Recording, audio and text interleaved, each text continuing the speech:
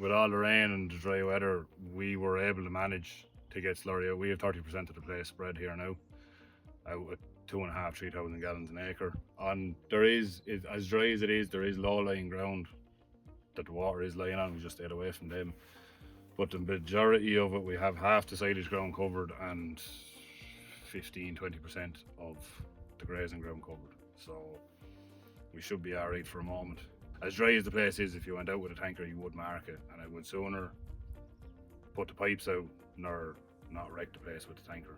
The silage ground got 3,000 the first couple of weeks of January when you could spread, and the grazing ground got about 3,000 gallons as well.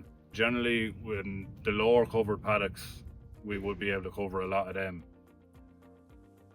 after the 12th when you can spread it, and then that'll give you a chance. Then you don't spread all the low paddocks, you graze some of them and get the slurry in on it. Then you'd probably have 20% of the slurry spread by the end of January. Like, with so much rain and that and wet farm at home, we got out 2 weekends ago with 10 loads maybe, and that'll get us by for another 3 weeks. So hopefully then it dries up a bit and we can go a bit more. We went with ground away from the farm that we cut silage and raised heifers. We got out with the tanker already. Weren't too bad. It's a dry piece of ground, but it's only a small piece of ground. So nearly be again slurry separating. I think it'd run into fierce money and nearly more work.